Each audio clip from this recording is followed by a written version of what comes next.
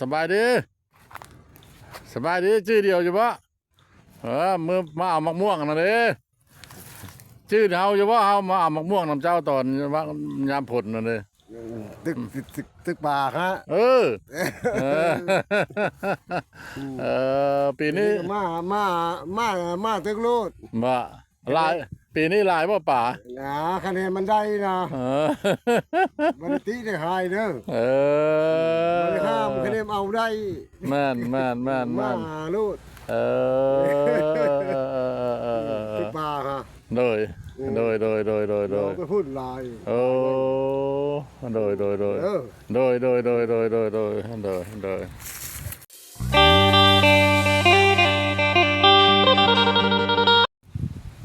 นะอันนี้ล่ะได้พาท่านผู้ชมเนาะมาเก็บภาพบรรยากาศอยู่สวนของอันนี้เนาะวิถีชีวิตของชาวให้ชาวสวนเพิ่นเนาะเพิ่นได้ออกมาอยู่หัวอยู่สวนล่ะสิพาท่านผู้ชมมาเบิ่ง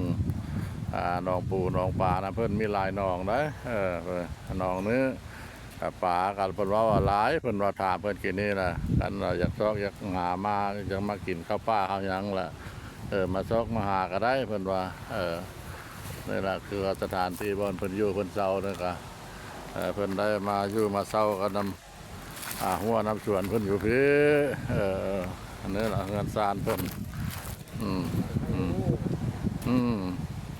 เงินซานเพิ่นได้บ่อนเพิ่นพักผ้าอาศัยอยู่เพิ่นอยู่ใต้นี่เนาะใต้ต้นไม้ใหญ่ต้นไม้นี่ก็เพิ่นว่าใหญ่ด้านผู้ชมเลยโอ้ต้นไม้พิจารใหญ่แท้นี่โอ้สูงพอจนว่าเงินเขาก็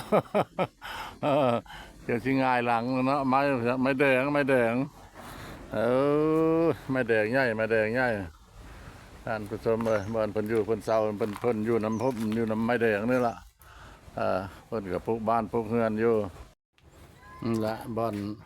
เพิ่นเฮ็ดอยู่เฮ็ดกินเนาะวิถีชีวิตของเพิ่นคือซีเมนต์ชนเผ่าซีเมนต์ชนเผ่าผู้ไทยบ่เนาะเนี่ยนะมันมืดเด้อท่านผู้ชมเด้อเลยเนี่ยอันนี้เตาไฟเพิ่นเนี่ยเพิ่นกำลังติดไฟเตาไฟเพิ่นสีนึ่งข้าวบ่นึ่งข้าวแต่อยู่ทางกินเนาะเพิ่นดังพื้นเลยเด้อนี่เลยเพิ่นดังพื้นนี่แหละพื้นเพิ่นนะ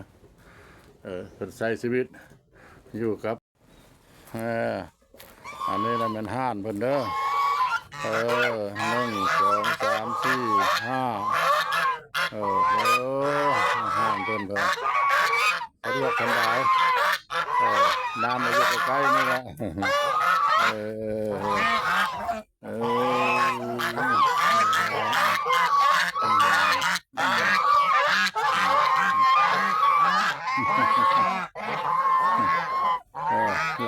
ลาย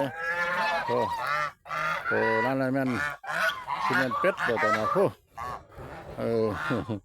ลอยอยู่ที่มันเป็ดเนาะลอยอยู่ไก่ตามตัวอยู่เพิ่นก็เลยอันนี้ละห้านเนาะเป็นว่าห้าน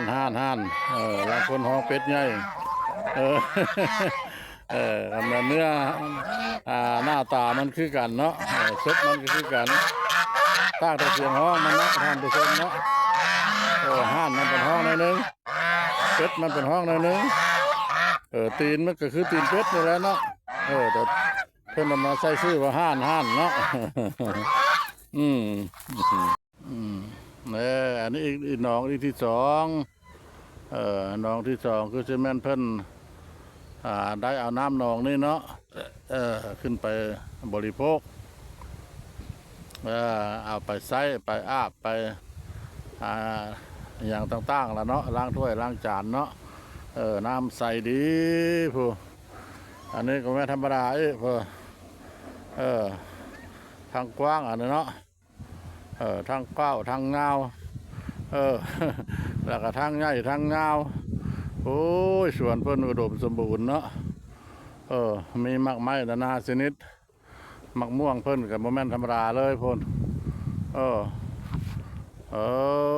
ยเพิ่นอยู่แบบนี้ก็พออยู่หั้นแหล้วเนาะอันนี้เพิ่นว่าสาวสวนเออป่าบ่เว้าเลยป่าเลยเนาะเออเพิ่นเว้าว่ายามมันบกเนาะเดือน3เดือน4ก็บ่ได้บกเลยดอกอยากมาหาอยู่หากินน่ะมาสู้เพิ่นแล้วเอาแหมาตึกได้เพิ่นเว้า เจ้าของเฮือนเพิ่นลมน้ำ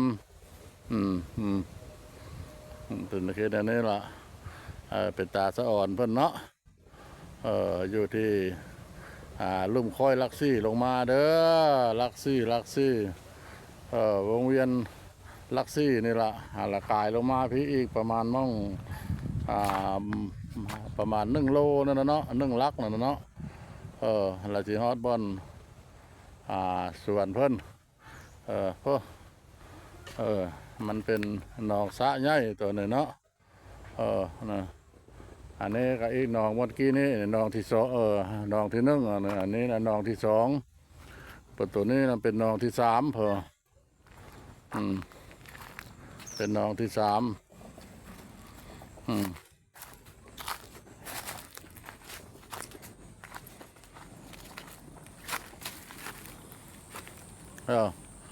อันนี้นะเป็นหนองที่3เพิ่นได้เอาบัวมาปลูกใช่เนาะเป็นหนองที่3อันนี้มันเป็นเพิ่นเอาบัวกำลังปลูกเอาบัวมาปลูกอันนี้นะแม่นตัวมันโมแม่นต้นไม้ธรรมชาติเด้อต้นไม้กินมากเด้อต้นมะม่วงทุกชนิดเนาะมีหมดมะม่วงแก้วมะม่วงไข่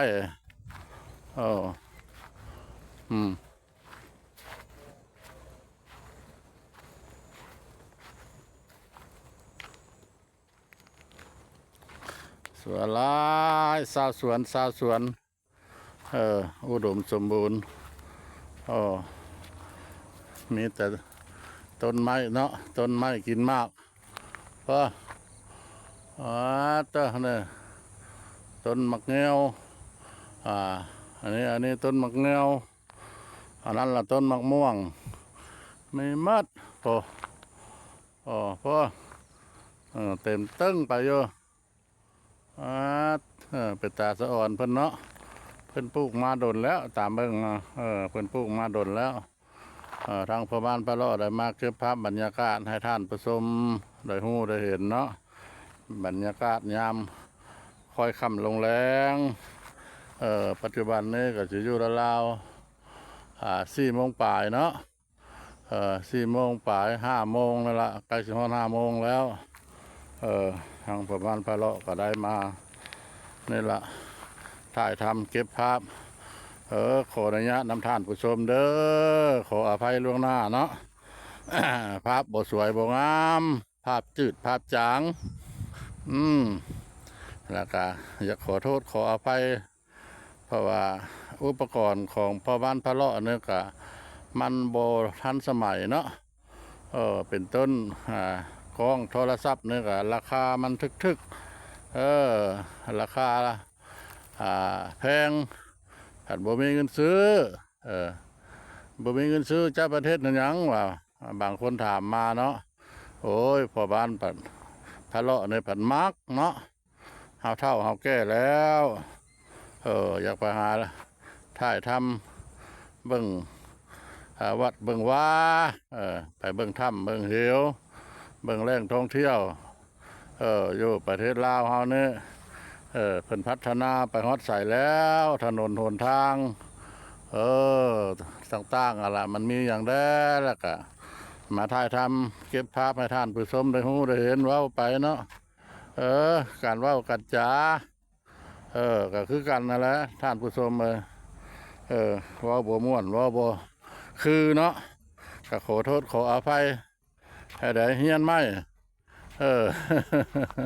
เป็ดน้อยมันกำลังเฮียนลอยเนาะไก่น้อยกำลังเฮียนขันเพิ่นว่าขันได้กับบ่ม่วนบ่คือแล้วเนาะเฮียนไหมขอโทษขออภัยเด้อให้โอกาสการเก็บภาพบรรยากาศเนาะ อันนี้ละสาสวนครัวของชุมชนชาวสวนเพิ่นนี่ละอยู่ลักซี่นี่กับพังเม็ดทั้งมวลก็สิพอประมาณนั้นล่ะเนาะเป็นต้นดอกสะหรือว่าต้นไม่กินมากเนาะต้นมะม่วงหรืออื่นๆแล้วก็ทางเม็ดทางมวลก็สิพอประมาณนั้นล่ะมาฮอดนี้อยากขออนุญาตนำบรรดาท่านผู้ชมFCทั้งหลายเนาะขอเจ้าคลิปนี้ไว้เพียงซ้ำนี้โอกาสหน้าจะพาท่านผู้ชมไปเบิ่งไปชมอีกหลายๆบ่อนเนาะคำว่าสบายดี สวัสดี